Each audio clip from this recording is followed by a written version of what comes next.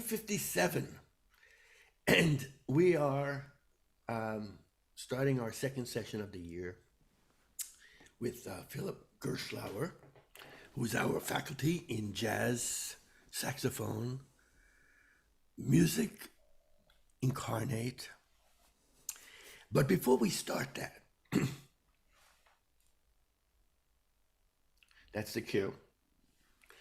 We're very pleased to introduce some scholarship winners for this year's season of Moo, our second season. And the two people who actually produced the scholarship are here as well. So Colleen, who those of us who've been here a while know well, she this is a second scholarship, one from last year, one this year. Last year was Ivan, or Ivan.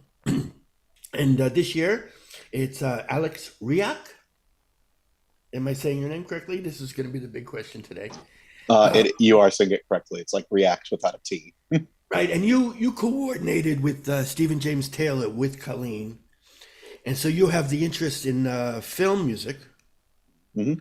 Are you doing music outside of film music? Not at the moment, no. Okay. I was classically trained and then I went into media. So I'm in Los Angeles. All my time is going towards media at the moment. So okay. Understood. And Colleen, would you like to say something? Do you have a name for it, something, or? I'd like to say welcome to Alex, and you're learning from the best of the best. And this is a community, and I think everyone that's experienced it will agree that it's about supporting one another, and that's what I would like to do. The legacy of Paul Gallagher's music is recognizing that the key, I think, for music today is supporting music that's speaking about today, that's coming from today, from where we really are. It was something that Paul Gallagher believed in, and it's something I'm really happy that MU under Johnny is all about. So, well, thank you, Colleen. All the luck. Thank you for the opportunity. I'm looking forward to learning. Thank you, Alex. And now I turn it over to Ed Brahms and to Hidemi Akaiwa. And Ed, of course, I've known for a long time. He actually gave me the numbers one night to 128. And, at that time it was, I guess, Ed mapping the universe because you were bored. And a lot happened since then. And you have a scholarship too. And this is also the second year.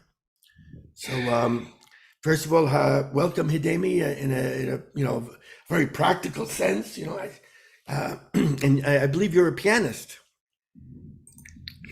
And then do you retune the pianos? You do? Okay, well, there's a lot of room in that. I can't wait till you hear the last 52 minutes of Lamont Young's well-tuned piano. That would be a real good one to listen to maybe surprise you of what just 12 notes per octave can produce. Mm-hmm. It's about 70% ephemera. Mm-hmm. Go ahead, Ed. Go ahead. It's good to see you, Johnny. Yes, I just wanted to welcome Hidemi and just say a brief word. And I think Hidemi has a PDF she can share some of her recent performances and things like that with the group. So welcome, Hidemi. She's a Japanese pianist, composer, and microtonal enthusiast. And at the age of 30, she shifted from a successful corporate career to jazz music. And she just recently graduated Berklee College of Music as a full scholarship recipient, participating in the Global Jazz Institute, which is where I met her at Berklee, the Institute of Jazz and Gender Justice, the Planet Microjam Institute that Dave Fuzinski runs, and the Berklee Interdisciplinary Arts Institute. And she studied with Danilo Perez, Kenny Werner, Terry Lynn Carrington, Chris Davis, Billy Childs, David Fuzinski, and many others. Wonderful musician. Her passion is to create new art form infusing the tenets of Japanese Zen with the sounds of jazz and contemporary classical music with microtones. So, and Hidemi, do you want to say a quick word? Ah, hi, hello. Can you hear me? Welcome. Yeah, yeah, thank you so much for this opportunity. Yeah, and so I've been studying microtone music with my mentor, David Kuzinski, for over 2 years. Yeah, and then now I'm working on my Japanese background with yeah free improv jazz, including microtones. Yeah, so I'm so excited to join this community. Thank you so much for giving me opportunity. Yeah, As thank you you so say, much. welcome to Moo. Thank you. Well, that's terrific. And well, there's so much we can talk about, but we really need to get moving with Philip. Because Philip looks like he's going to fall asleep. Philipp Gerschlauer, welcome back to year 2, season 2. Means to you're see you. seasoned now. It's a season, full season. And good to see you. And I was just trying to let as many people as possible know about. Yeah, Yeah. bring up your volume. Bring up your volume. I can speak up. It's better? Yes. I put like the volume on automatic, so I hope it's going to work. No, I was just letting as many people as I could know about that we are live right now. So you notice like sending out those messages, hey, I'm live now, just want to join. And I just wasn't said- live before, but I'm live now. I just sent it also to Dave Kuzinski because he told me you said you work with him, so he might want to tune in, but maybe he's going to, maybe he can share, and I don't know. But yeah, it's good to be here, and I'm really happy to see all of you guys, and feel a little bit. It feels a little bit strange to talk about something like the Coltrane changes, the progression of it, because there's so much that has already been said about it, right? I mean, you find everything on YouTube, and you find everything in books. So, and much more on the recording. So what is there left to talk about? Is there anything not being said about it? So that's the first disclaimer I want to make. I don't claim that I'm saying anything new that is not been out there in books. Maybe you don't know about it yet, but something is already there. But nonetheless, I think maybe I can add my way of playing onto Coltrane changes, which then adds up to be something new indeed. I think so. If not, please let me know. I can take it. It's okay. But it's just I'm just interested about taking my way of playing and adding it up and adding it into Coltrane changes, and I think this adds up to be something valuable, hopefully. And as always, it's a journey. I'm not presenting you results that have been in my drawer for like 5 or 10 years and that I just take out and talk about. So no, but this is something I'm practicing and I'm dealing with right now. Like today, yesterday, the day before, tomorrow. Because actually playing this chord progression and using it microtonally requires a lot of muscle memory. On the saxophone, yes, I don't know about other instruments, but on the saxophone you need to really have lots of chops and all this. But as I said in like another lesson before, it's about the journey, and it's about experiencing sounds. And that's what I like about music. That's why I want to practice. That's why I want to play. That's why I want to talk about music, because that's just what it's about. It's about sound and what the sound does to you when you listen to it. And this is something so vital because it keeps on changing. You know, you listen to a composition and 20 years later you have a completely different feeling. You practice something and then you go back and practice the same thing like 5-10 years later, and you practice it in a different way because you experience so many different things. Things become simple after some time or not, and your perspective changes. And the reason why I think this whole world of Coltrane changes, of the progression, is interesting is because it breaks up our classical 5/1 cadence. So usually, I'm now speaking generally, and I want to give you a brief introduction of what Coltrane changes is about, as good as I can, to get as many people on board as I can. Okay, so if there's something that you know already about, then you can't skip forward. But when you watch the recording, then you can skip forward. Okay, so as I said, it's a 5/1 progression. Normally, music works like this: 5/1s, 5/1s, and then maybe you can turn the circle around. So you go like into the circle of fifths, but you go the other way. This is something that happens mostly 20th century. And of course you can use chromatics, but there was always, not always, but there's one progression that you move your chords in thirds. And that's an interesting sound. If you do like,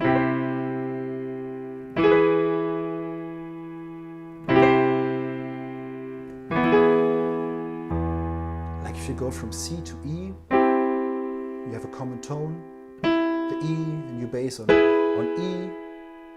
and you could go from E to A flat,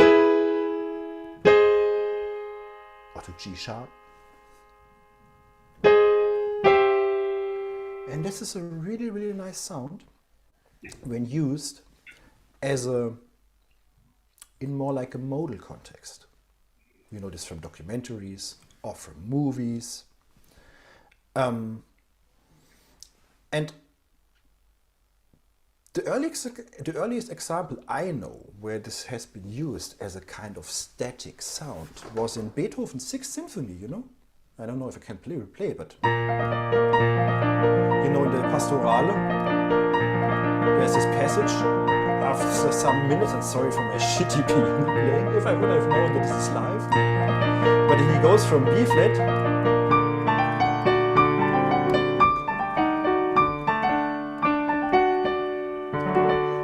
get the idea from going from B flat to D in major thirds. And isn't this beautiful? That all our cadences are based on the overtone series. We go from, let's say, the third overtone to the second overtone, the second overtone to the first overtone, and so. But the way from 3 to 2 sounds so nice. It feels like your ears are crunching. And then release. From 3 to 2, but the other way from fifth overtone, from the perfect third. So let's say going from E to C creates this nice sound that we can rely on, follow, but still it sounds like, oh, how did I get here? And we are moving more closer to the Coltrane progression, because the Coltrane progression uses small thirds. Significant is a progression of using small thirds. Let's say going from G to B.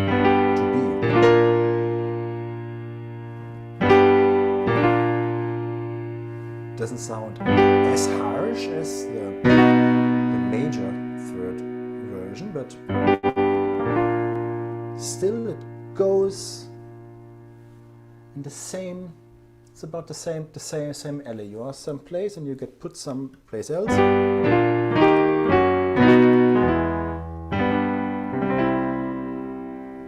And now I played the whole cycle. And actually just going a little bit back about history, where it comes from.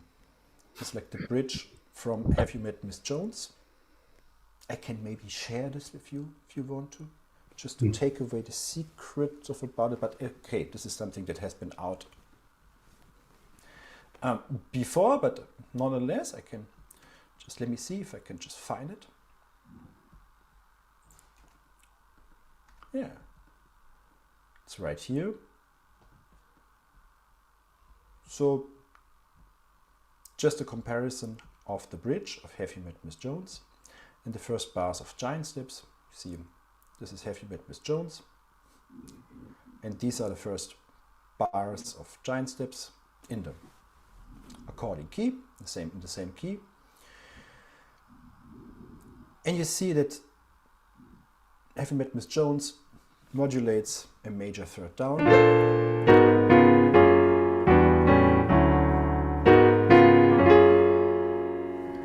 And that the tonal centers that we approach, B flat, G flat, and D, if you put them together, form an augmented triad.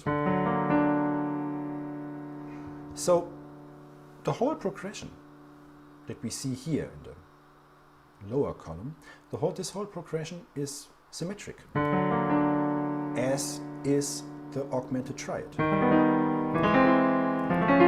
And whenever something is symmetric in music, there's always an X amount of versions before the cycle repeats. If you take an augmented triad, you have 4 different kinds of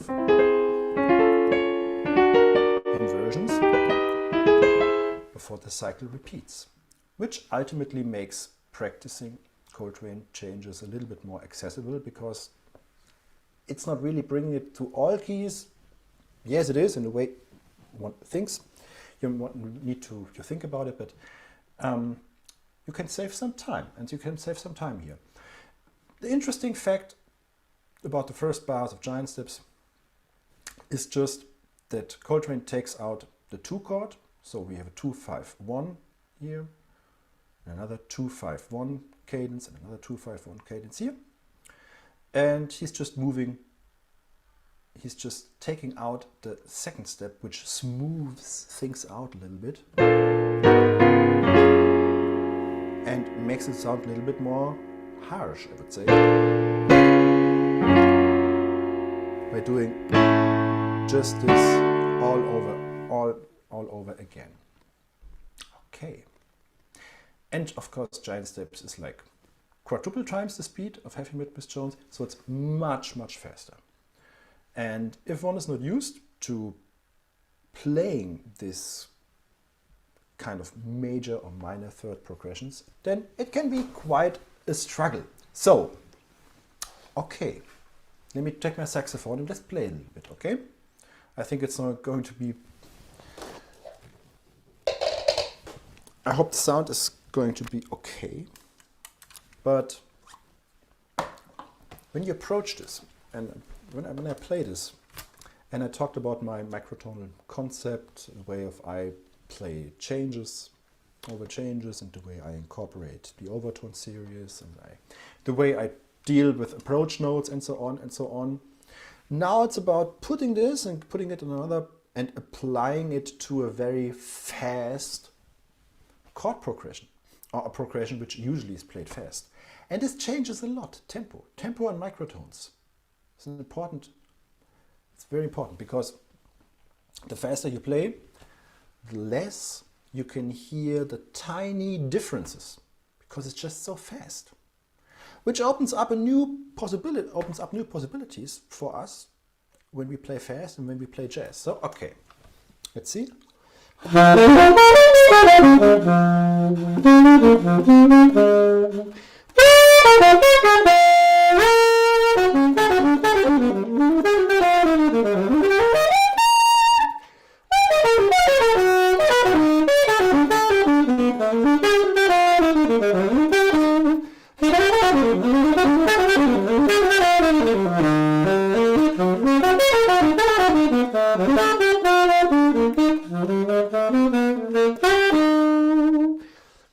Just playing through the cycle, just continue. If something with the sound is not okay, let me know, yeah? It was a bit hot, so if you can bring it down just slightly, it would be perfect. Okay, problem is it's on. It's an alto. The problem is it's a saxophone. That's just a problem I encounter every day. It's the same problem every day. Okay, now I will mute it automatically. It's just a little sound check.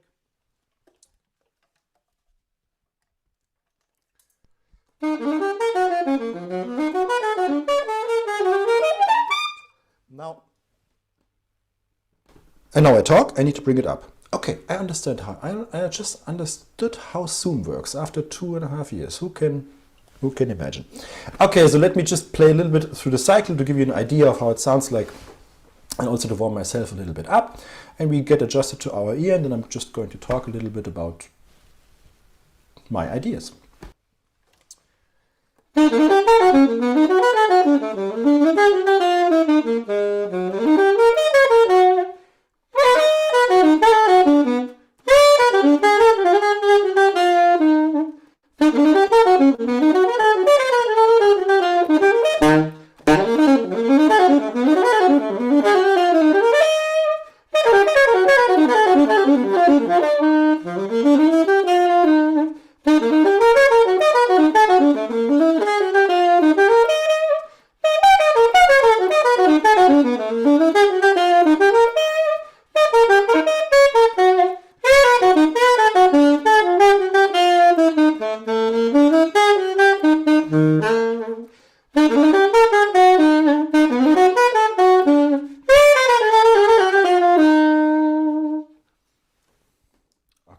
Just to repeat it a little bit, and we get a little bit idea of the sound.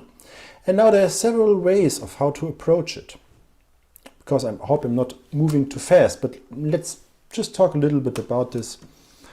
When we take this cycle and we bring it in the key of C. We have C, E flat, A flat, B, E, G, C.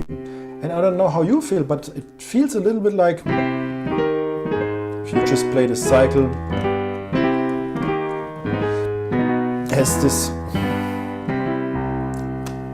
has this feeling that all symmetric progressions have, that it doesn't move somewhere. It just feels like static. I mean, do you feel like we are coming home right now? I mean, I can go on endlessly and endlessly and endlessly and endlessly and endlessly and endlessly and endlessly and endlessly and just keep turning, spinning around about myself. Okay. We come back to this in a moment. But this is going to be something I wanted to tackle and talk about. Now there's plenty of options how to reharmonize and how to use this cadence. Maybe one simple way would be to say I don't think that I'm playing C, E flat, but I think I'm playing C and C minor, C minor 7. Similar tones, works as if you would use guide tones. And then going from C minor to A, flat, doing the same trick again, going from A flat to A flat minor, and doing the same trick again, going from A flat minor to E, and going to E minor, and we land in C again. So we smooth this a little bit out.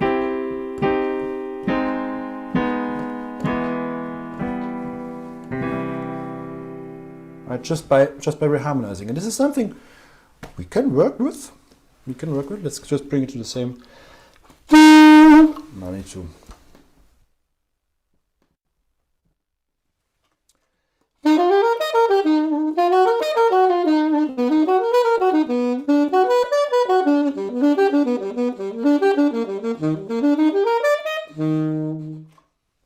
So it's the very same thing that just played on the piano, but just on the saxophone.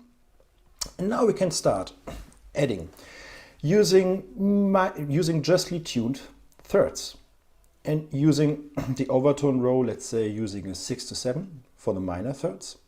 And that's the only thing we are going to change. Just fifths, roots, let's say in 12 ET, it doesn't matter. And the thirds just, and the minor thirds 6, 7, 7, 8-ish, something like this, whatever.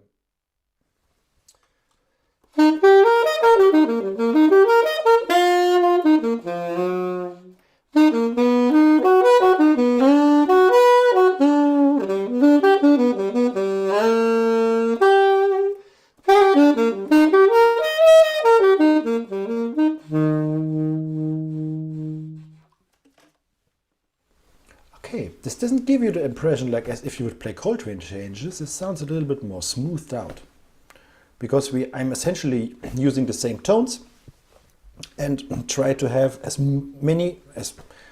much common tones as possible from one chord to the other, to the next. So it's pretty much smoothed out, but the way I just wanted to use it to introduce the use of just thirds and just minor thirds, because this is something I can use also when I play the full progression. Let's say I'm playing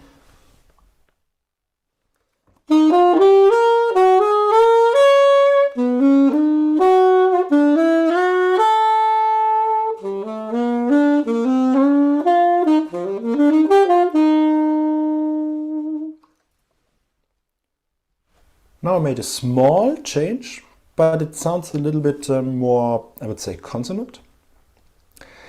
And since it's possible to play this progression using different alterations, like let's say a sharp 11 or something, now we can add and try to play all dominants with a sharp 11 sound. Should I write this on a board or something to just make this a little bit more accessible? I'm sorry. I think this would be a good idea. They have this new function that lets you... No, it doesn't let me. Does it let me? Okay. Johnny, can you make me a co-host, please? Because at some point I will need to share something. You can share immediately. We never have co-hosts. Okay. And they had this function that I'm... Okay, let me just open the pages really quick so that we have some... so that I can have something to write on. Okay, it's done in a second.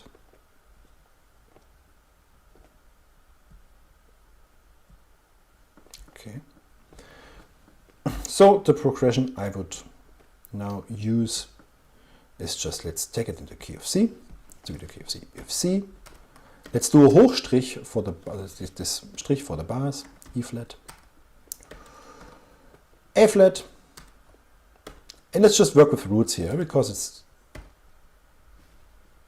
a little bit more accessible, I would say.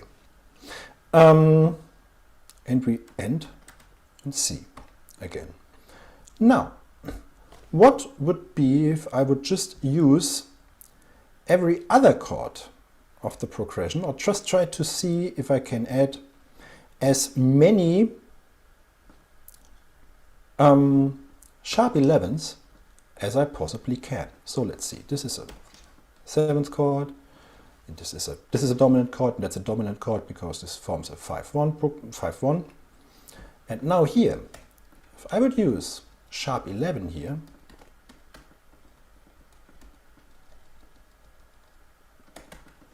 I could think about maybe using the 11th overtone.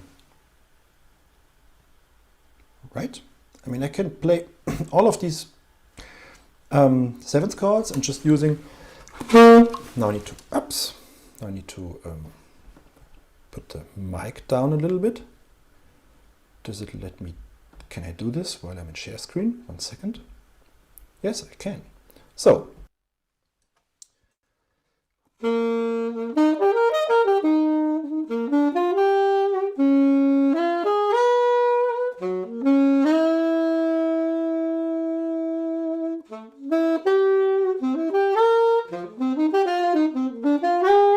we get the sound of this sharp 11 sound in a dominant like this.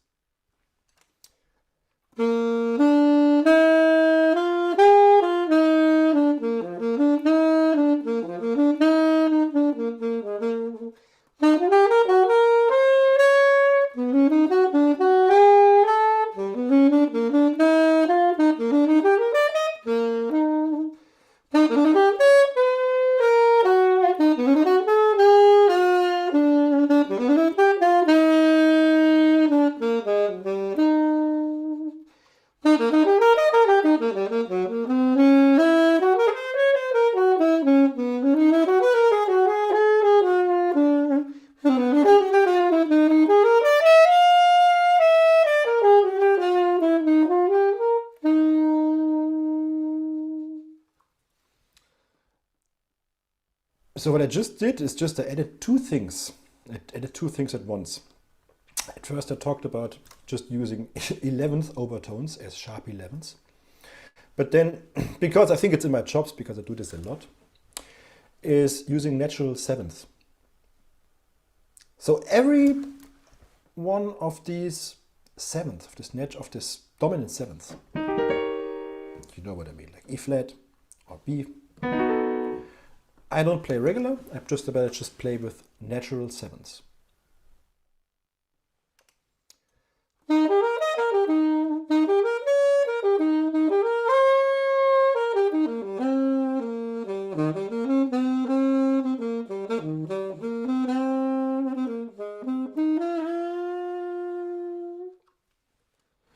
You remember when we talked about blues?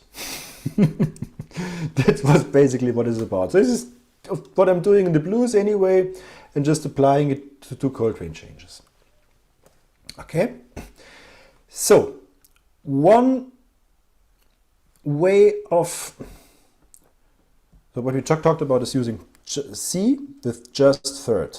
With the just thirds. Let me just maybe write this like this. A flat with just thirds. And with just 7, not 7 to 8, but 7 and 11, so and so on. Maybe that's the correct way to write it. And so on. So this continues here. I don't need to write it in every, I don't need to apply it to every chord, okay? So one famous way of using the Coltrane change progression on 2-5-1s comes from the last 4 bars of, I think, Tune Up, Miles Davis's song Tune Up, which starts with a half tone, which is a very unusual progression, I would say, for a final cadence clause, if you want to put it this way. And Mark Levine, in his book, wrote about it and wrote about it. So let me just share this really quick, because it's important to understand for the next thing I'm going to talk about. Where is it? Eine kurze Pause. Da.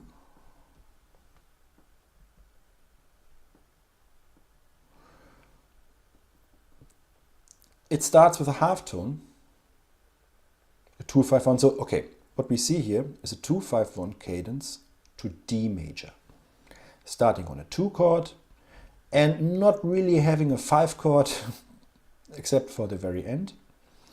And it implies two ways of, and it implies the Coltrane change progression, which basically works the Coltrane change progression: perfect fourth, minor third, perfect fourth, minor third, perfect fourth, minor third, and you just go on and do this until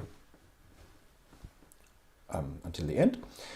And if you do it like this, then you get this progression of, let me just maybe play it. I need to mute my mic a little bit more again. So if I play it like this.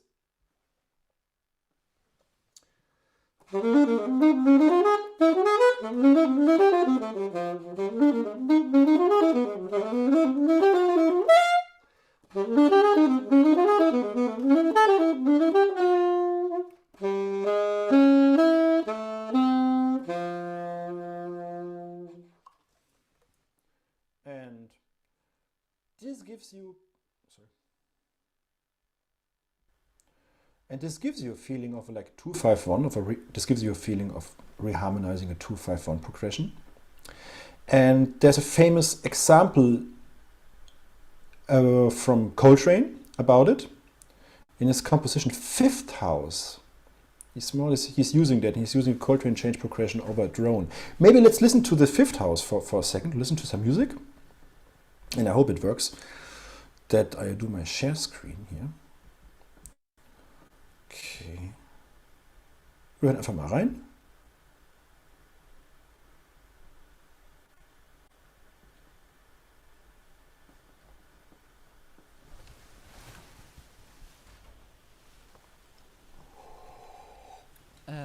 think we cannot hear it if there's something playing now. You cannot hear this? Yeah, we cannot hear this. Did That's you a check share pity. sound box when you do Yes. screen share? Maybe try sharing the whole screen instead of the exact application, because it sometimes messes with Zoom.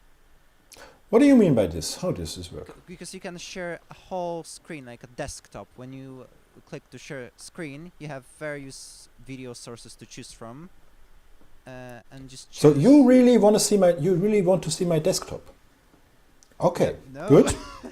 I'm prepared. Works with the Oh my sound. god. No, the moment I was always fearing.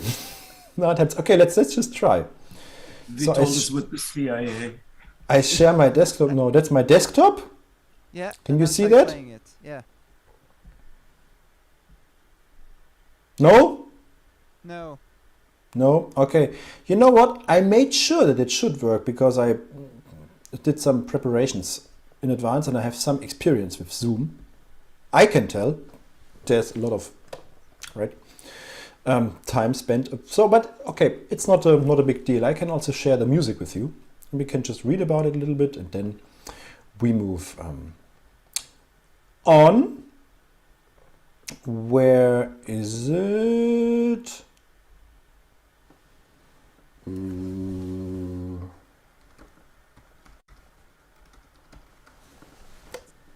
One second.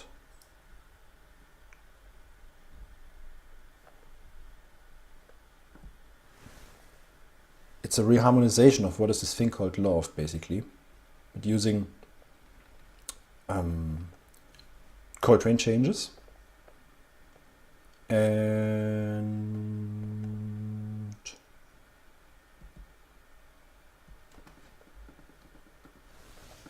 come on. 1 second.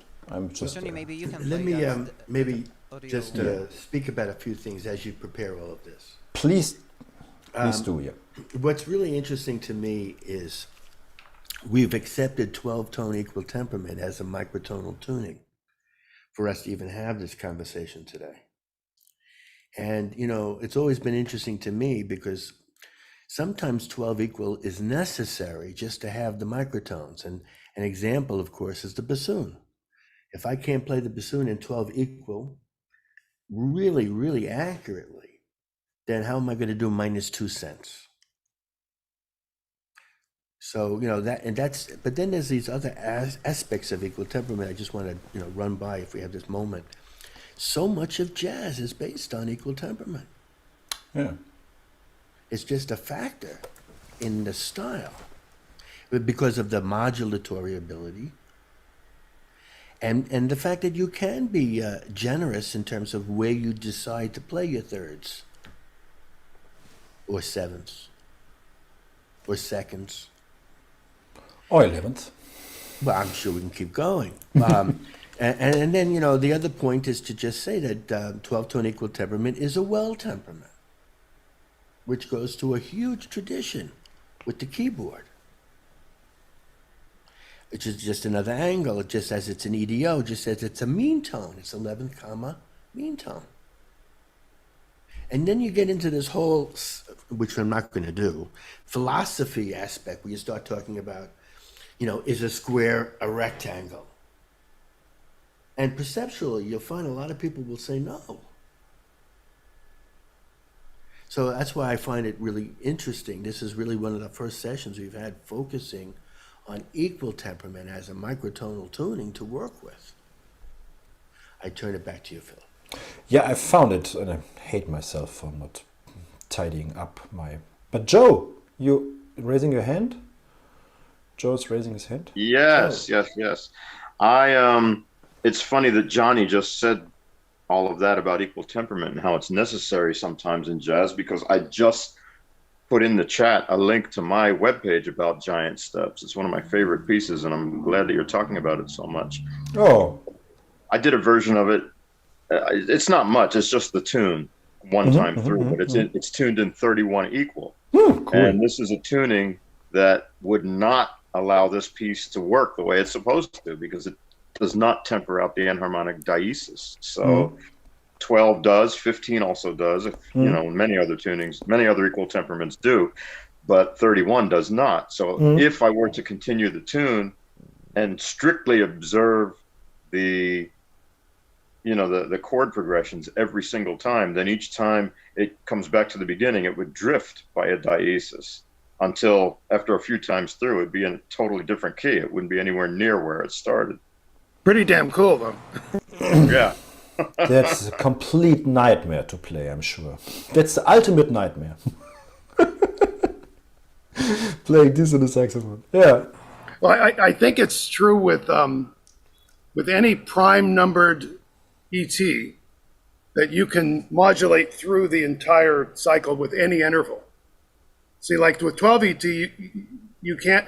It's only fourths and fifths for the most part, right? If like what Philip was just showing, if you modulate by major thirds, you only get 3 of them before the cycle starts over again. So in 31 and 17 and 23, you can take literally any interval in the scale and modulate it through it that number of times. And that's one of the really cool things about ET. Emil Richards turned me on to that. And I wrote a Max program to see what it sounds like if you did that like lightning fast. And it just feels like the whole thing is melting downward. Every time it hits one of those diesis and it bumps, you know, it doesn't quite get back there until you go, in Joe's case, 30 times through it. And it's an interesting sound. It's just an interesting way to kind of parse the data. And like Johnny says, 12 is a great foundation because it gives you something to push off of. Yeah. That's not too many notes. I agree. You need to be able playing 12 ET solidly in tune. That's a foundation. Sometimes when people approach me with the microtonal saxophone and microtonal fingering chart, I always say first thing, okay, you need to be able to play in tune before. So just pressing the key and not having, let's say, any knowledge in the embouchure and the ears doesn't get you and doesn't help you, obviously. But I think this is something important to mention before, because some people just don't appear to know. Okay, so it's a C pedal, and we have the cycle on top, and this is a reharmonization of what is this thing called love.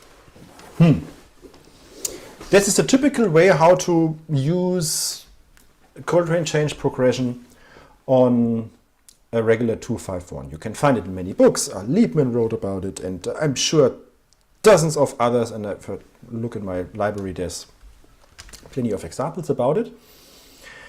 But a little bit earlier, I talked about how this cycle actually sounds like when you play it. So if I would be like, I'm just playing triads now,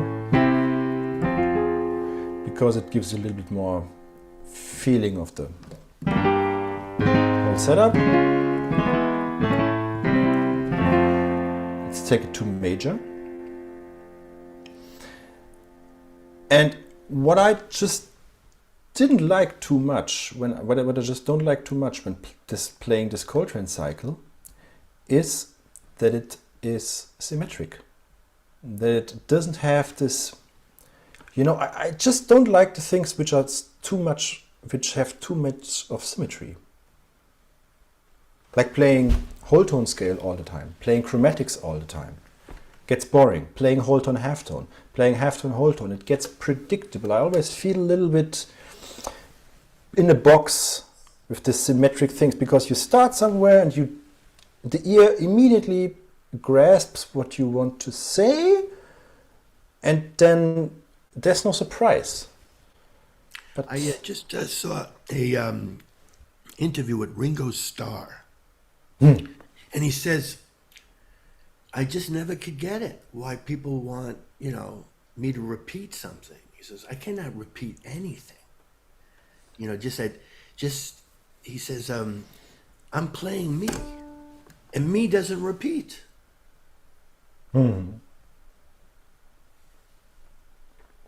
That's right. That's an important. That's an aspect. I could work with in like 5 minutes when I show you an example. But when playing this, I feel a little bit like I want to spice things up by just breaking this pattern. But how do you break this pattern? I just played a regular pattern and then just try to break it. Okay, now we talk about it, what I did, and you just let me know how you liked it and if you have any opinion on this or whatsoever. And then I'm telling you what I did. Okay?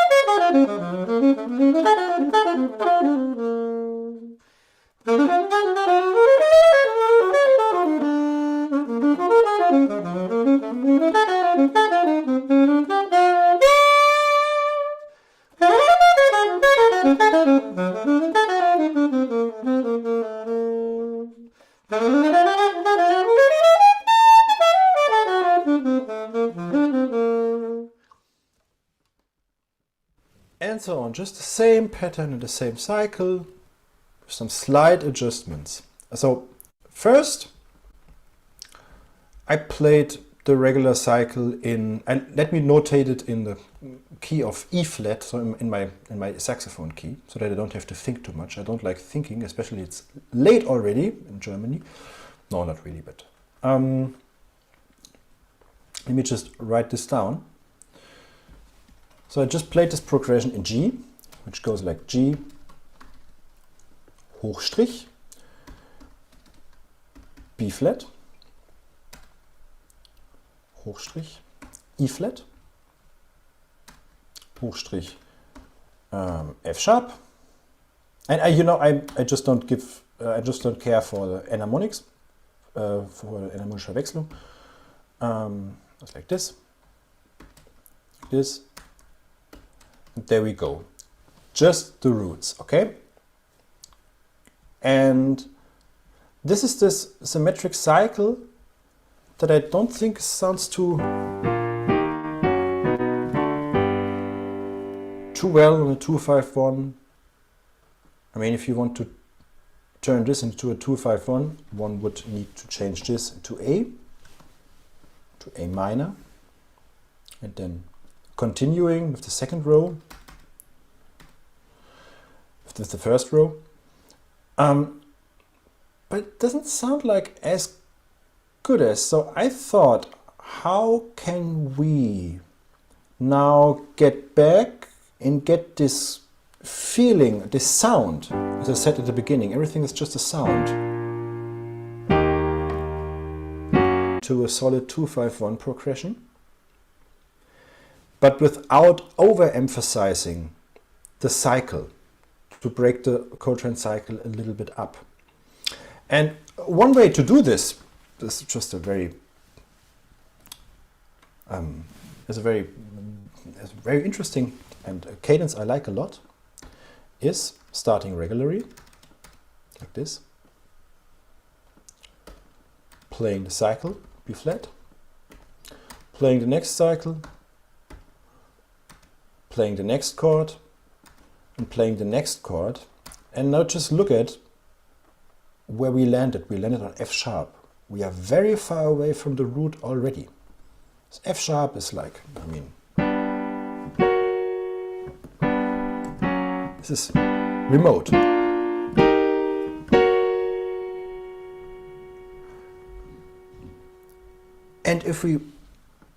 And what we really need is a 5-1 cadence at the end, like D to G. We need that if we want to land. So there's just one chord left that we want to change, this B chord, because I think this B sounds too remote. Let me play it. Remote is not the right word, but If I switch this B to A, let's say A,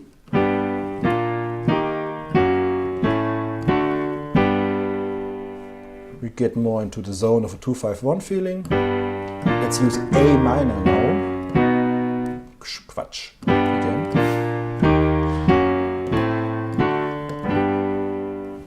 It adds up to be a break.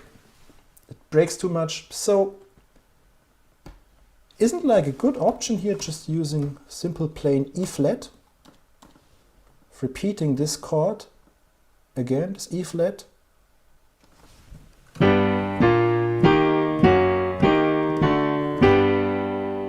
Okay, with triads, it just sounds a little bit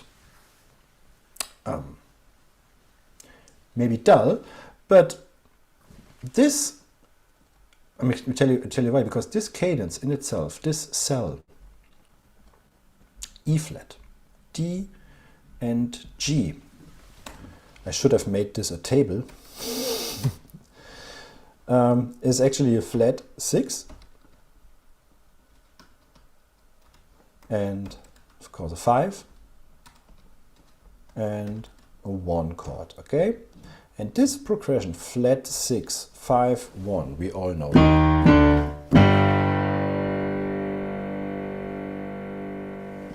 Beginning of all the things you are, or this composition of... You notice I don't... Oh yeah, I don't, it's even live.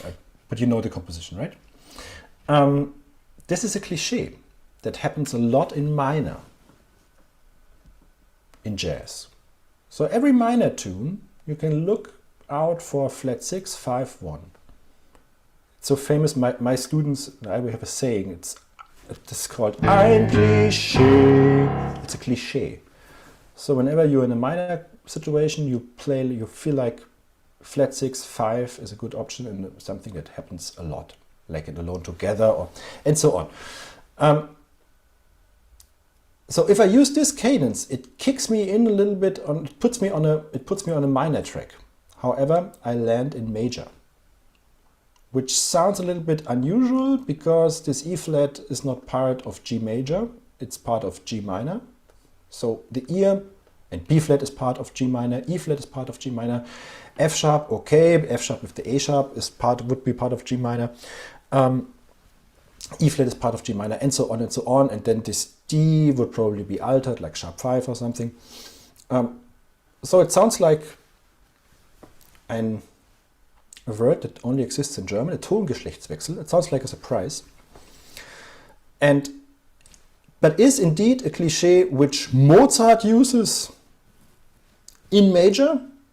So Mozart is a lot of... You can hear this cell in some Mozart compositions and piano sonatas. And this sounds, when played, I think it's got something. So let me just play a little bit with this around, with this phrase and this cadence.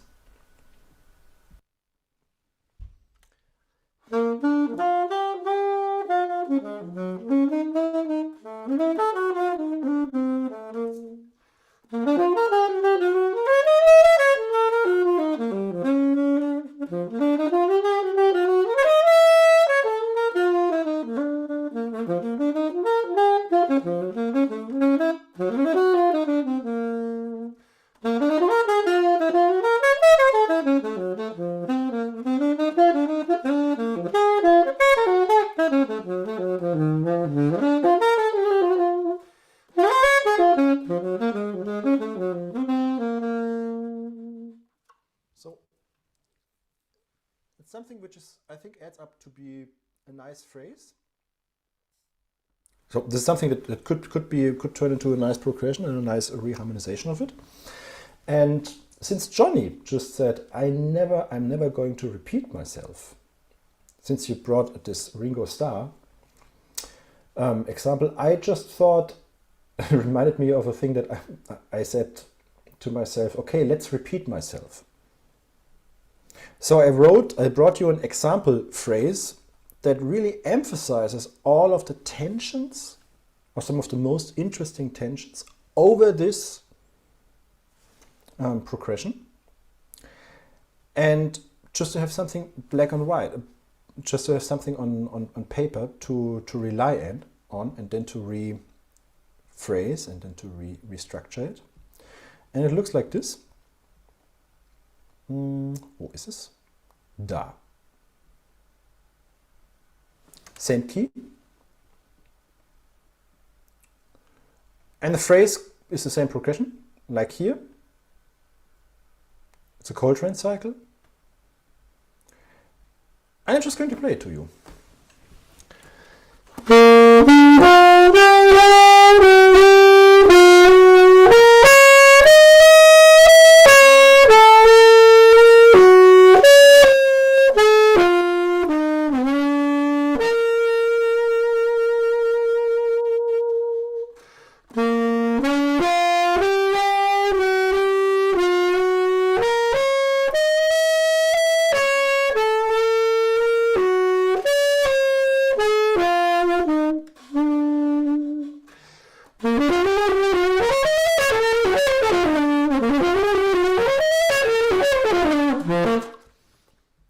Because you can bring it up into speed, and then the more you bring it up to speed, the less you can hear the microtones.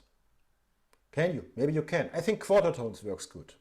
Quarter tones works good, so that's why I'm using only quarter tone approach tones, mostly in this speed, because the fingerings are good, and you don't hear these tiny little eighth of tones. I think eighth of tones are really too much. So, but quarter tones is something nice I like to work. And I use the arrow notation because most musicians can understand it. And also I can understand it. And accidentals only apply to the note they appear in front of. So this is already a D and this is a D sharp. Only for the note itself. Okay, and this indicates that this is a just third because we're in the key of G. This indicates that this is a minor 7, a flat 7, natural 7, in the key of G. So it's not really perfect fifth here, but who cares, okay. We have this guideline here going from F to E, landing on E flat. And since and this is where where quarter tone approach notes work really well, because whether you play or both works, we want to resolve here, and the way how we get that, it doesn't matter. It's just about how to resolve, so especially in the speed. So oh, my cable here.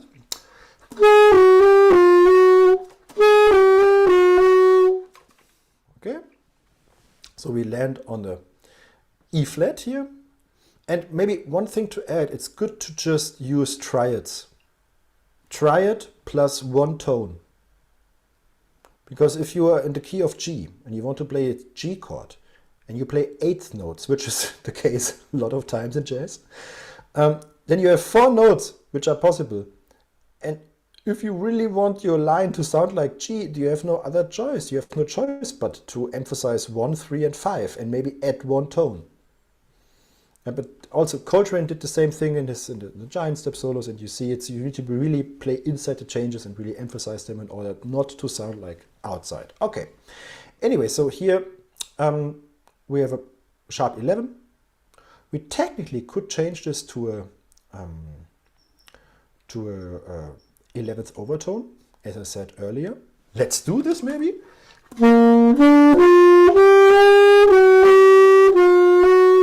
That would be with the 11. But one does not always need to put everything in, which is possible. And we arrive here on E flat, using a fifth which is slightly smaller. Usually fifths with me remain just, or ET'd, and not, but in this case, I don't know, it just sounds good on the saxophone.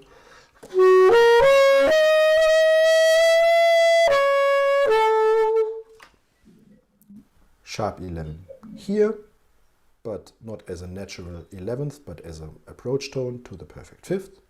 Then the F sharp triad down, approach tone to the third of E flat, G, G, also by a quarter tone.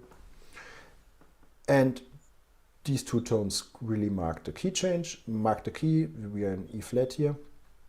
And now I think the beauty starts, because this is an altered chord. And an altered chord, which means it's augmented, has so much tension in it already that we can really play with this tension. So normally we would have like a flat 13 or fifths, but I can mess around with them. In the altered chord we wouldn't have a fifth, but yes, but we can just mess around a little bit with this kind of tension. That would be the line in equal temperament.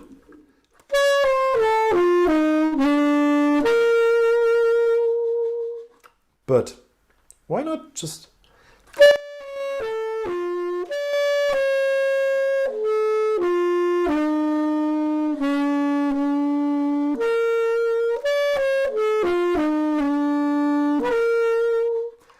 this? A quick question, Philip. Yeah.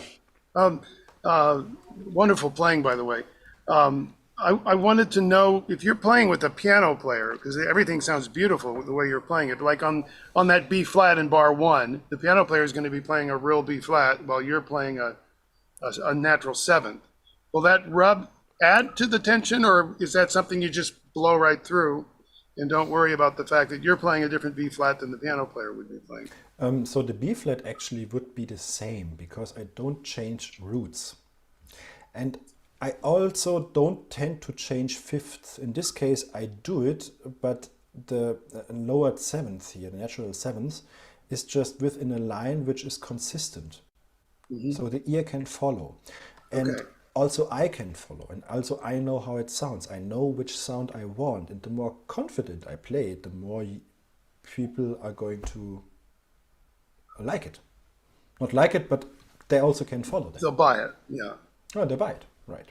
So Isn't it? But there isn't there it will like be an places. anchor? I mean, I'm sorry, Stephen, but following Stephen's points, that B flat is like an anchor. You know, instead of like even using words like tonic, fundamental, root, you know, you know, you don't want to change everything, just like you want to keep common tones in chords. right, it's nice. It's You that need that. principle. No? Right. So usually not in order to clash with the piano too much. Roots and fifths remain untouched in general, generally speaking. I don't know, it's just, I asked my wife at some point and she's just complained whenever I would play not the root as a root, but as a quarter tone and doing this embellishment before. And she just said, oh, please play this note in tune. We need this rest. You like it because you play it all day long, but others not so. And I was like, okay, I think she has a point here. But so messing with tensions on dominant chords is great, because dominant is such a solid structure in itself that it takes so much tensions, you know. And dominant, you have a flat 9 as a tension, you have a sharp 9, you have all tensions, sharp 11, flat 13, all the tensions that you can think of. You have no, not a major 7th. Okay, but a lot of tensions you have, and so we can, and it's a dissonant chord, and the more dissonance there is, the more micro it can take. I think the hardest way to play microtonal is over just major, because it sounds so consistent in itself. And once you start to, it feels like a circle. A circle is perfect. Every change you apply to the circle, you see immediately. So it's most of the times it's the dominant chords which are interesting. Of course, over major works Lydian with the natural 11th. It works fine, and you can use all kinds of justs. But yeah, I think minor and dominant is really where the beauty is. And right now I'm playing and practicing to bringing this and these kind of phrases to all keys, applying it to standards, writing new phrases, always with the premise that I write phrases in order not to use them. But it's just to have it good on paper at some point, and then you can try to deconstruct it. You can deconstruct it, and only I know that this was the same phrase. So that's the plan in theory. And it's been a great journey, and bringing it to keys, playing it and experiencing it to see what's possible. I haven't talked much about sharp nines. And sharp nines could be 6 to 7 or 7 to 8. All of them. There would be a new color. We also haven't talked much about flat 13s. Flat 13s can go lower.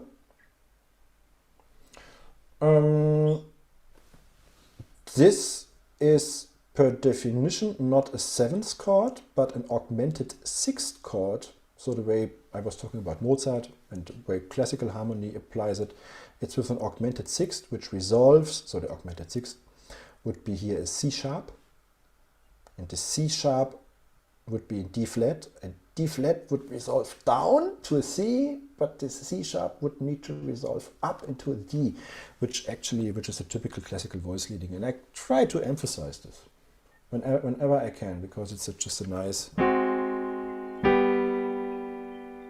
more stable sound than this. So F sharp goes up to, no, wrong key. C sharp goes up to D. And D flat would need to go down to D, because flats resolve down and sharps resolve up, and so on. I noticed also, Philip, in some of your improvisations, you were stretching the leading tones a little bit, or sometimes even taking the tonic and bringing it down, which I don't understand, but it really sounds right. Okay. Maybe that's some kind of blues. Yeah, like a blues thing. I mean, that's what I do on fretless guitar a lot of times. We won't quite make it to the one. Mm-hmm. For some reason, it sounds right not to always land exactly. You know, if you're playing alone, especially to be able to even screw with the tonic pitch. It's I never thought about this. Yeah, but I think I do this. Yes, you're right. There's a 255th harmonic, which is the 7 cents below the root. Okay, that's what it is, yeah. And, if you can think of it this way, by hitting a 7 cent lower than the octave root, it's a harmonic of that root. So it still has a blend. It still feels, to me, right. That's amazing. I mean, That's in just 128 absolutely we have wonderful. various leading tones, and I mean it blends. But leading tones are melodic, and I'm talking harmonic. Okay. Right. The harmonic leading tone, like the 15 with 12 cents lower, that's where it clicks. And I think there's this space between this 12 cents lower, what you just said, and 7 cents lower and 255. It's like this point of gravitation that you want to approach. And here's another way maybe to think of this. It's a very interesting, to me, metaphor. When you're teaching children and you're just starting out and you want everybody to sing in tune, right? You want to avoid, happy birthday, where everybody starts on a different note. I did this and realized it was a mistake later, but I did this by saying, okay, everybody sing the same note, and then start. And of course, some people don't sing the same note the second time. I mean, it's a good gamble, but it doesn't mean everyone's going to do it. So then you get the issue of, can someone hear pitch? Can they hear in tune? And they harmonize with what you're giving them. It doesn't necessarily mean they're ignorant of an appropriate sound that's to sing. It may just mean they don't want to repeat what you just did and harmonize it with another sound that they're producing. Something to think about. That whole theory that harmony began because of people's ranges, like monks. You know, if they're singing a chant in unison, that unison may be too high or too low for someone, so the next one would be the fifth, right? Like Lenin's organum and periton. You know, I had heard there was a theory that it had to do with the fact that that was more comfortable, and that's the natural place to harmonize is the fifth. You know, another way of looking at it is that the Middle Ages, where the fifths and the octaves were usable, were because they're not really intervals. They're like the same interval. They're just a different emphasis of a partial. As opposed to seeing them as exceptions. More like the component of a timbre. Yeah, which is the explanation for the Picardy third, where you had a kind of a minor feel in a Renaissance piece, but it ended on a major triad. And that's because it wasn't thought of as a modulation only for one chord. So basically you were just spreading out the timbre. Yeah. Philip, I'm very inclined to see how conservative jazz really is. Oh, jazz turned into some kind of Tonsatz a long time ago. It's like rules and right and wrong. I mean, the social construct of jazz that, you know, is so tight to classical traditions, it, you know, makes me understand Ornette Coleman's breakout differently. Yeah.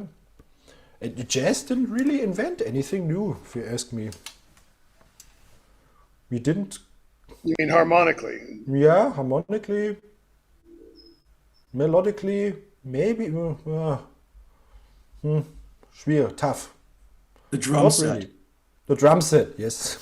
The drum set. And maybe the forms, the improvisational, you know, vigor of the form. It does have precedence in other earlier music, but I think also the syncopation. Right. You don't find in the European traditions. Yes, and this is so interesting that when talking about what did jazz invent, the first thing, and even I still think about, okay, let's think about harmony and melody, and not about rhythm. So rhythm, like the most important part of jazz, is still like, when I teach theory, I'm just talking about notes, pitches, and not about rhythm. Which is only one side of the coin. It's strange still. The direct precursor of jazz was ragtime, and that's what it was all about. I mean, it just used very straightforward European harmonic style and melodic style, but the rhythm was completely different. Right. So maybe that evolved into jazz. I mean, it. By the late 1910s, ragtime was becoming obsolete because it was evolving into jazz. Yeah. That's right. I mean, it became complicated in a way. I know lots of things that one need to have to be able to play it. Yeah. I think it's worth noting that the emphasis on the accents of a 4-beat measure, compound measure, where you're accenting 2 and 4, probably is the biggest distinction that I can tell in time in terms of a jazz tradition.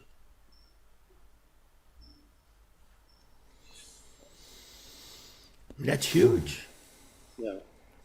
Even you just take a major scale and offset the accents so it swings. But it's not even. You haven't innovated anything in terms of scale or harmony, but now it's something new. It goes do ba do ba do ba da ba do ba do ba do ba do. We talked about swing a long time ago, Philip and I, or whether jazz needs swing, but it does need 2 and 4 somehow, and 2 and 4 are not really just accenting 2 and 4 of a 4. It has its own. This is where I guess the swing word metaphor comes in. It has its own space, its own time and space. And how you prepare it is different too. And it's not in denial of one. One is still there. It may, though, what I really like about it in terms of jazz and classical together is this idea of a musician hearing the music is already going on. And you're just kind of showing up at the right moment to articulate something fresh for listeners. And from the time of jazz, the timing of jazz, that's so, seems to be the big part of it.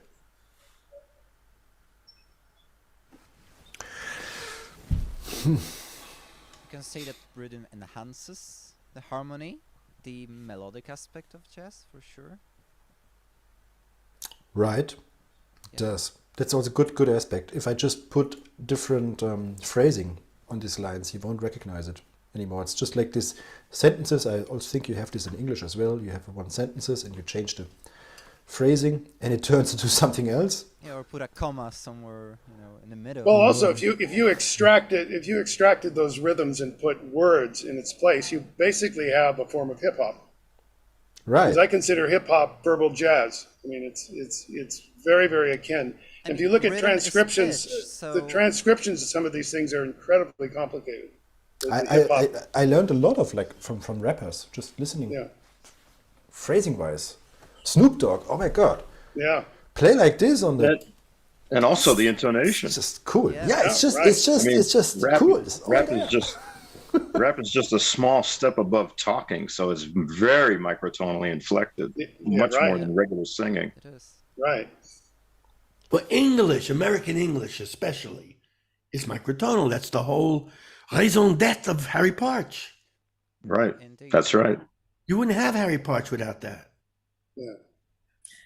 That's why What's my ironic- nephew who speaks Chinese was trying to write rap in Chinese a few years ago and said it's really hard because of the tonal thing. You know, it's like you want to fall off on a phrase. You can't do that because that makes that word mean something else. So you kind of can't approach it as an American. You have to kind of get inside and do what you can because of the tonality of the language. Jerome, go ahead. Yeah, I was just going to say Schoenberg missed the mark when he started working with Sprechstimme because he notated everything in 12-tone equal temperament, right? He none of that's microtonal. It's all 12-tone equal temperament. If he had only taken that one step further, we would have had rap music 100 years earlier.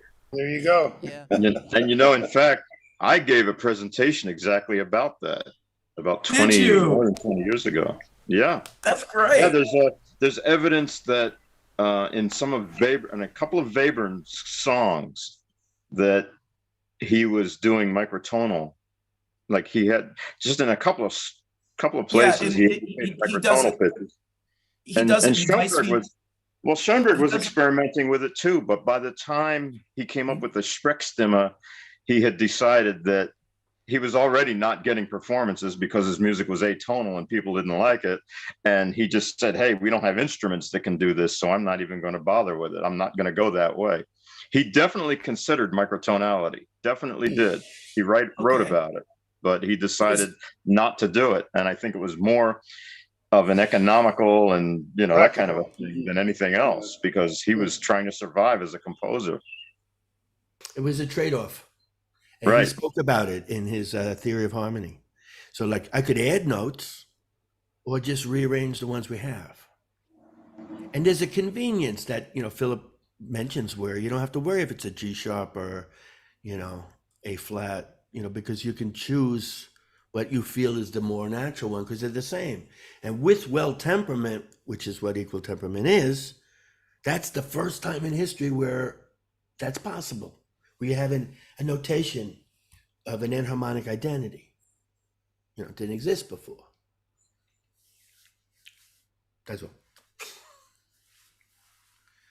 I do want to invite. Hold on. Somebody was saying something. Yeah, I was just going to say for the record, real quick, that piece that you're thinking about by Weber and Joseph is Weiß wie Lilien.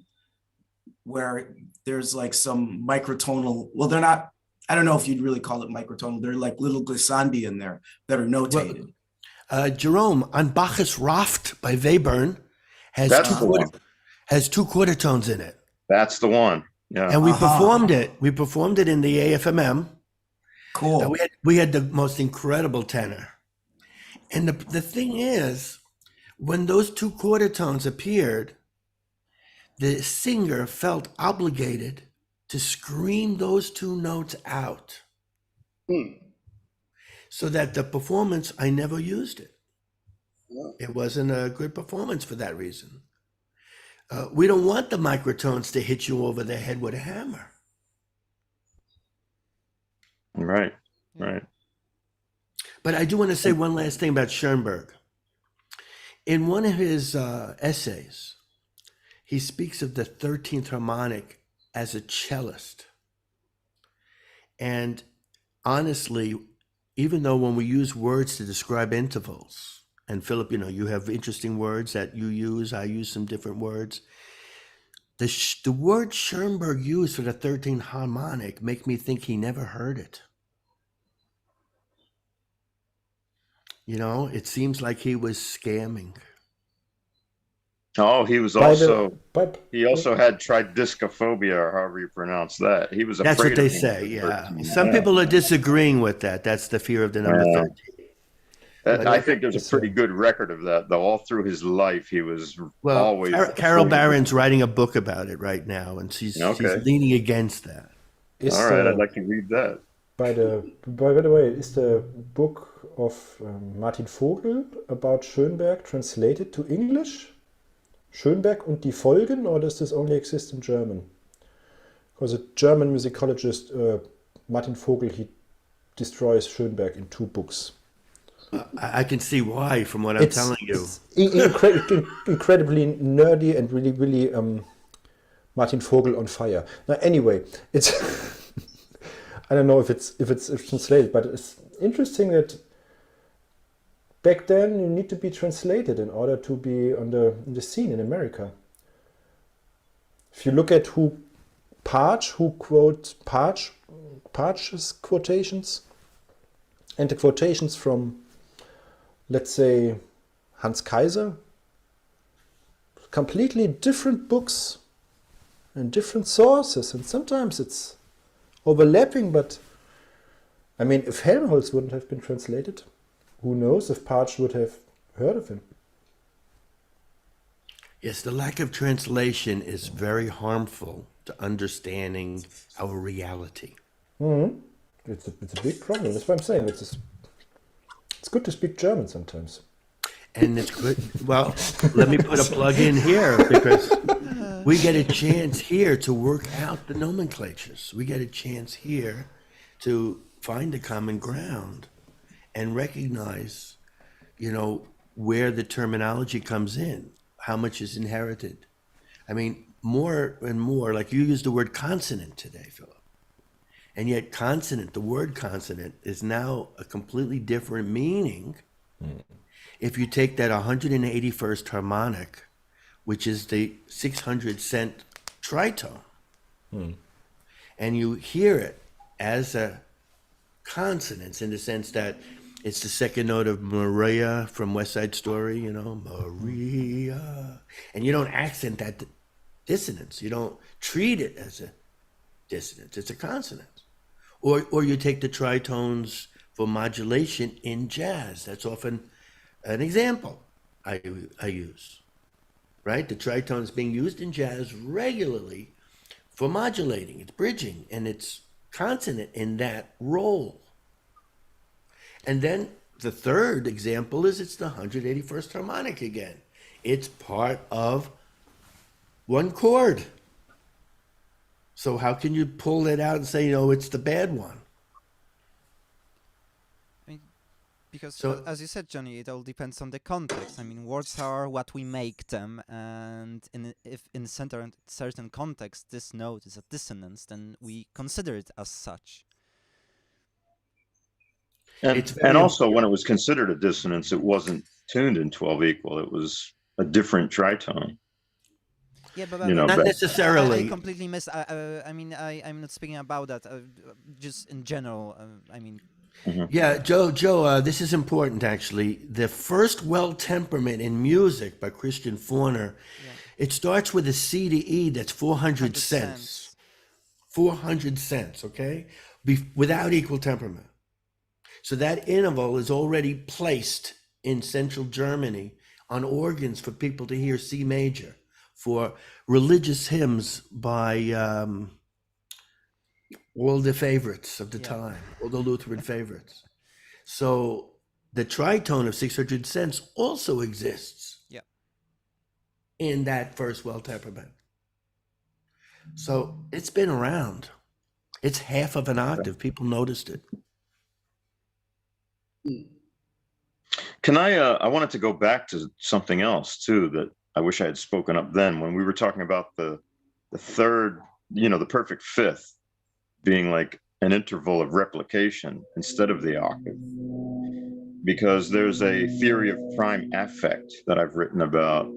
I'm not the one who came up with it.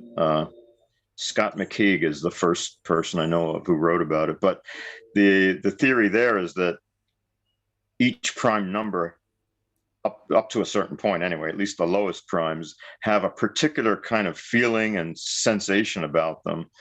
And I think as microtonalists, I think we're all pretty familiar with this, but 2 is the first prime number, and the sense there is the one of replication, which is what makes it the octave. But then 3 is very similar to that. It's got a feeling of power or openness or something like that, and it also has some sense of replication. But then you get to 5 and it's totally different. It's not like that at all. 5 has that, people call it sweet or whatever, that flavor, and then 7 has the bluesy kind of feeling. And then So 7, though, to Werkmeister, had an ambiguous feeling. right, and Danielou talks about was it 7 or 11 that he said is like illegal or something, or dangerous. That's what he called Probably, it. probably 11. It might have been, yeah, I think it was 11, but it might have been 7. I don't remember now. No, 7 is too popular in India for that to be 7. Well, but yeah, anyway, so he actually called it dangerous. That was his term for it. I can understand that. we've talked about how people have preferences, that there's a character to the numbers. We've talked Yeah. about how Lamont Young in the well-tuned piano does not use 5. Right. We've talked about, I've mentioned how I have a favorite bias. I like 13 better than 11. Me And too. I don't have a rationale for it because I usually like them in order from the bottom, But then to have these two switch made me think of Witold, how the well-tuned piano actually switches 2 notes so that it's not a well temperament. Yeah. That's kind of an interesting connection. Right. Yeah. Yeah, But I understand exactly what you're saying, Johnny, because I'm really fond of 13, 19, and 23, and don't care much for 17 at all. I mean, I love 43. I love 43. I don't, why. I don't feel like I have an obligation to promote it. But, Philip, I think 43 happens to be the real perfect fourth because it is as valuable harmonically as it is melodically. By valuable, you mean? Useful, substitution wise, Uh-huh. original stuff wise. Where is this? 512 cents. 12. Okay, then I don't need to look it up. Yeah, I mean, we talked about this. Yeah, I wrote about it. Here comes the pride. Yeah, well, bumpy, bumpy. I don't know if I would sing Here Comes the Bride with that fourth, but you could. That's the point. You could. So if you ever wanted to just take one note out and put in a new note, see what it does. Just take out the whether it's a 4/3 or it's 500 cents equal temperament, take it out and make it 512 and see what it does to everything else you got. I haven't even done that, but I imagine it would be positive because I like 43. And then you get John Catlett out here and he'll start throwing different numbers at you. And with the well-tuned piano, the argument has been made, how can you call it 128 if he uses a ninth octave of the overtone series, one note, a 10th, and an 11th? And then the answer I would give is it's the same zonk. And now we have the meaning of zonk as a feeling of the entire tuning system. But also the same concept, because the modulation-wise and that the every note is the right note, there's no wrong note, not only applies to the 8th octave, but to the 9th, 11th. Actually, I would just say no modulation at all. I wouldn't even use the word modulation. Yeah, that's, yeah. There's no modulation. It's not a scale, it's a tone space. Right, yes. With its own rules. And Philip, I'm sure you found some of them. There's tonicizing, where you can tonicize a certain, note. There's no modulation. And that's part of language. And I want to emphasize, language is not musical intelligence. Language doesn't represent musical intelligence. Language is verbal intelligence. That's at least the academic scholarly concept, where you have multiple intelligences. And do you have problem Everybody of describing has one intelligence using another? That's what we're doing. Yeah. Right. We're using English now to describe musical intelligence. And English is not necessarily everyone's first language. And so we all have words that we use that don't mean the same thing in other cultures. And probably the biggest one I learned in Philip's house. Philip put together a conference in his house on microtonal music, out of nowhere for me. I happened to be there. And I always believed that tuning and temperament were two different things. Tuning is whole number ratios, rational numbers. And temperament is temperament, where you fix them for some reason, mainly to modulate. And this came from J. Murray Barber, the first American to get a dissertation in something close to what we would call microtonality, which was tuning and temperament, which was the name of his book. Why call it tuning and temperament if it's the same thing? So, but that's an American view, it turns out. In Europe, as I learned from a British tuba player, they don't want to trust J. Murray Barber. And I can see the reasoning, because J. Murray Barber never listened to the tunings he wrote about. So there's a tradition when you write down numbers and publish them, a certain expectation that's been built up that you don't hear them. No one hears them. It's like just logic. There are professors who teach like that, where they put the ratio on the board and they don't want anybody to hear it.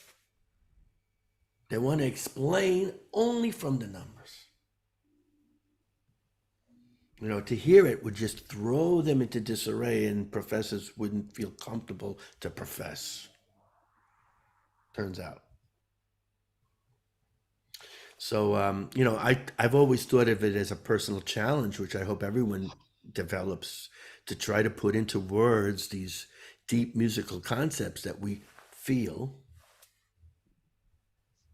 and then try to find language. Doesn't always work, even with translation, even with the best translation. It's sort of like poetry doesn't translate well into other languages. It's similar to that. Philip, does this make sense? Yes. No, I just, just like what I like about this opportunity, that I can just talk to you, to all of you, and that we can meet, because before the MU, it was once every other year that I met Johnny after I left New York. So it's really. I mean, I could say that Philip and I have telepathy together. Not just in words, but when we play together, as we have played together, we know how to anticipate each other. We know each other's aesthetic. We know what we think is cute to the other person. And when I sat behind him in the pit, in an opera through many rehearsals, which was largely microtonal and improvised and polymicrotonal, in fact. How many times he would just turn around at the right moment because of something I played or he played or we heard. And it's just, this, I mean, that's not even telepathy. That's just a shared aesthetic. So we are, as a microtonalist, probably a subset of musicians.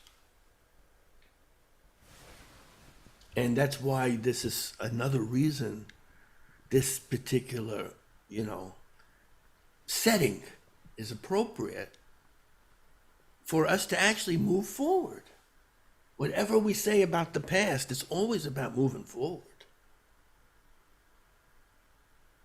And so hopefully, you can all use what you hear.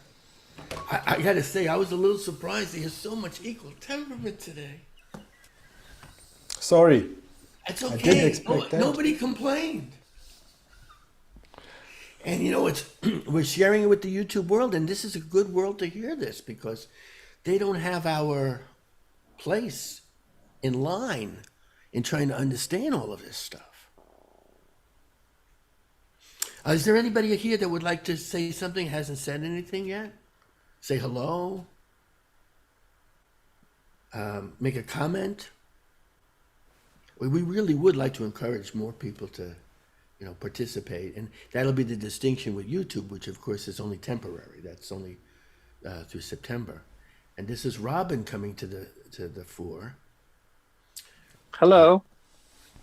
Hey, Robin. Hi, Robin. Thank you, Philip, for your presentation. I was thinking, I like the 7 notation in particular, and the quarter tone approach notes. In terms of framing it in 12 tone equal temperament, has anyone thought perhaps we should frame it in Pythagorean? Just a general question. Me? Should I respond? Yeah, what would happen to you? What would happen, Philip, if all of a sudden you based everything not on the paradigm of 12 equal, but on Pythagorean or extended Pythagorean? When I started it, I based everything on Van Lotti, and that's kind of was extremely very complicated. So I left this, and I base everything on equal temperament because it's just simple. It's just something we need to agree on what we base the world on, and then it's fine. We just know it's just a change of perspective. But yes, Pythagorean. No, I would not like this because of the sound of the thirds. For me, it doesn't make sense to Pythagorean thirds in this kind of context. I mean, I liked raised thirds sometimes, but okay, but we are talking about 384. We're talking about extended Pythagorean. Okay. You have a 384 cent major third, so it's only 2 cents flat. Yeah. Diminished fourth, technically. Technically. But I know Robin and I spoke about this. I'm sure he doesn't want to deal with diminished fourths. Let me see. Can you hear that? Can you hear the pitch or no? No, it has to be done through. Oh, yes, now. You can hear it?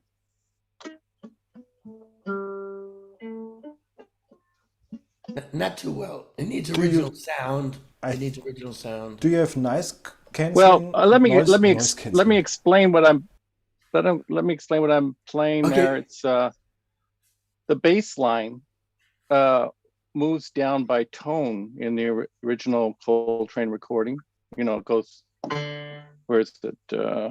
We can't hear the recording. We can't hear the playing. A little bit. So the first note is a B. The second note is an A. So it's a D7 with an A in the bass. Third note is a G, and then the fourth note is an F. Finally, the E flat. Yes? Yes. So if those are whole tones, like not what do you put it, not 8/9 or whatever you call them. What you end up if you start on a B, you end up on the E flat, which is a diminished fourth. Yes. So, in other words, Robin is figuring out his own approach. And I would give advice to everyone to find your own approach, because that's how you make new music. Philip writes down his ideas and then doesn't use them. He uses them as a basis to develop those ideas, so that the actual, original writing down of the ideas, and they use that idea with Buxtehude too. That anything that was written down by Buxtehude was basically just an idea. Yeah. And then Buxtehude, as an improviser, would just improvise the music from there. And that's even an academic idea that they have. I'm somewhere in between on that. But it is interesting I just start with a different paradigm. I ran away from 12 equal the way Philip does, because of the fact that I need it so much just to play my microtonal music. I didn't want I didn't want to be confused with 12 equal, either in my head or by somebody else. So even the use of sense was controversial, because sense is 1200. It's based on the idea of 12, in the sense that 12 is so easy to see in 1200. So then somebody would say, oh, you're using sense. You're still tied to equal temperament.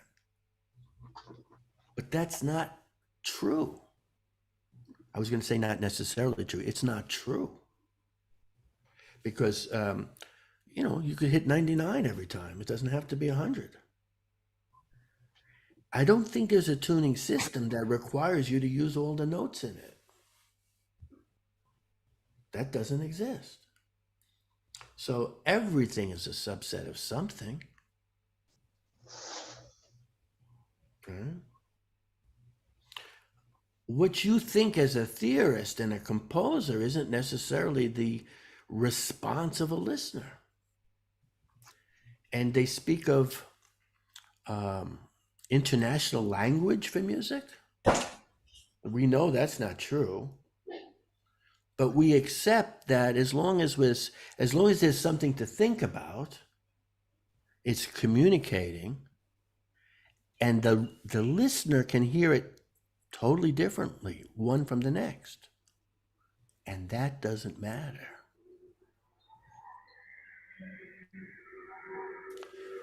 So, unless there's anything, let's focus on this topic with Phillips today, because we're going to have to close soon. But I'm willing, please, someone else would like to say something? Joe?